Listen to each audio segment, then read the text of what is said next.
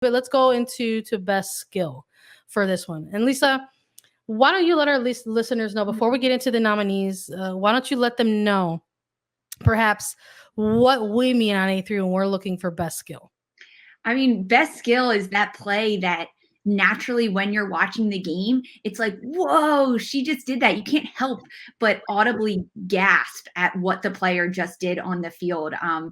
And it's not necessarily what comes after it or what comes before it, if it's an incredible goal, but it's their ability to really dance with the ball at their feet and it stays glued to their foot, and they can just make some magic happen on it. And that's what we see a lot in the NWSL. So this one was particularly hard to narrow down to just 4 nominees throughout this category. Yeah, let's just go through like fourth place all the way through to the winner.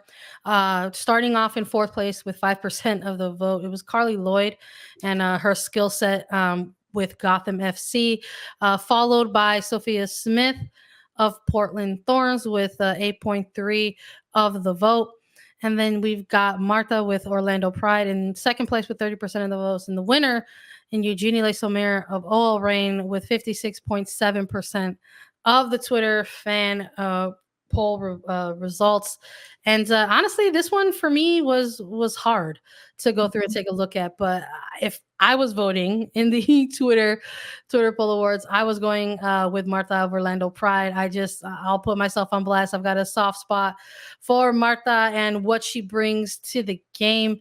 And I thought that there were some moments for Orlando Pride where there were some real rare moments where you sort of looked at that team and could say, hey, what a great tactical or skillful moment.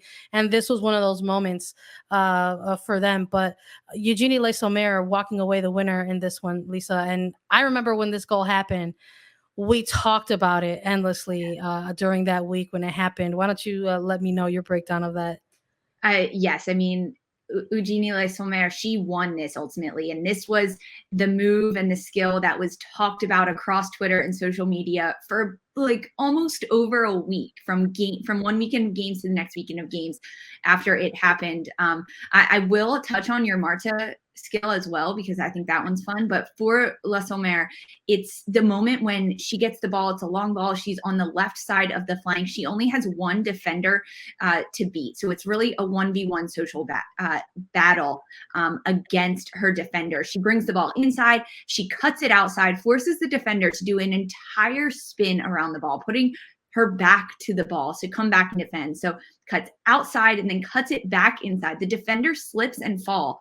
And outside of the box, it's Le Sommer shooting a beautiful ball that actually comes out to be a goal. And it is her first goal for OL Reign. Sometimes when I'm looking at like the skills or the moments and you know the background information, so this was Le Sommer's first goal for OL Reign, it makes it just a little bit sweeter, because it was like, wow, if she can do that in her first goal of the season with this club, what can't she do? And we did go on to see more from her throughout the year. I want to piggyback off that. Do you think that maybe that rings true or echoes similarly, perhaps, for somebody like Carly Lloyd, but just in like the opposite sense, where it's like you knew that this was the end all, right, for her soccer career playing on the pitch, and maybe that's something that we took a look at in light of these nominations? I mean, I think you have to look at it like that, because knowing that it was the end of her career and these were the last moments we were going to get of Carly Lloyd, she almost had pressure on her to be this bigger than herself player every time she got on the pitch. And she was one of the nominees in the skill award. So she did show her hand at what she can do on the pitch, but there was definitely more pressure from Carly Lloyd to perform at the end of her career. Because I think when you look at Carly Lloyd specifically, she ended her career on what she would consider a high. I mean, how many Olympics did she go to? How many World Cups did she win? And she was like, you know what?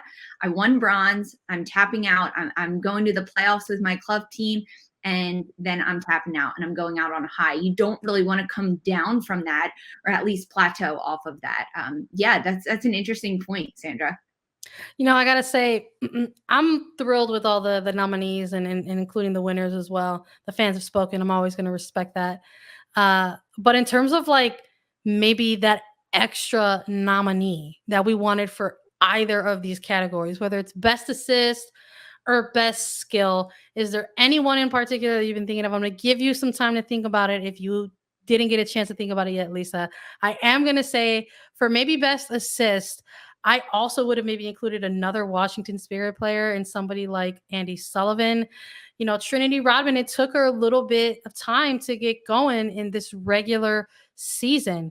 Kind of had a bit of an impressive preseason and Challenge Cup, but needed a few weeks to sort of get in that sort of, professional career, week to week grind type of season. And Andy Sullivan had a moment where she sort of launched this ball over the top. Again, we're talking about things that start in the defensive half, right? And you have Sullivan feed this long ball over the top to Trinity Rodman during the Chicago Red Stars game and just absolutely breaks down that Red Stars back line and slots in a phenomenal goal. So I think it could maybe even be an assist, an extra nominee for assist, and maybe even a nominee for goal. But I think if I had to maybe choose another one, that was going to be for Andy Sullivan for me. How about you? I love that. I love that we get to pick these. And these are our honorable mentions, which we talked about when we went over these overall. I think one for me that isn't that shiny and it's not that sparkly. And that's probably why subconsciously I didn't put it in these polls because I knew it wasn't going to get a lot of votes. But a player like Caprice Didasco, outside back for Gotham FC, she was constantly getting into the attack, whipping crosses into the box, and not just whipping crosses into the box, but finding assists and crushing them throughout this season. She ended as one of the top assist leaders of the league. But a lot of her assists and the goals that came from them weren't that sparkly and that shiny that we did see, like the assists that were nominated, like the Trinity Rodman ball over the top to Hatch. So a lot of Didasco's was just crosses in from the flanks, but it's her ability to pick out runners in the box and hit them on a dime. That's so skillful. And from a defender's perspective, an outside defender's perspective, that is a skill that is very, very crucial to have. And that's why we saw Caprice Didasco nominated for Defender of the Year and being a player that was constantly in the best 11 month after month and getting awards weekly. So that's another assist I would have loved to throw into the mix in these nominees.